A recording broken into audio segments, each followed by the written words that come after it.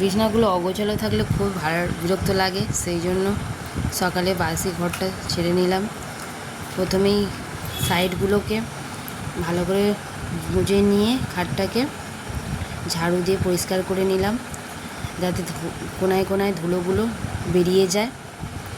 এরকমভাবে পরিষ্কার করলে খাটটা খুব সুন্দর পরিষ্কারও হয়, তেমন দেখতেও ভালো লাগে। এরপর একে একে বালিশগুলোকে সাজিয়ে নিলাম। পা বালিশগুলোকে একটা করে রাখার পর মাথার বালিশগুলোকে এরকম সাইডে করে রাখলাম, যাতে দেখতে সুন্দর লাগে।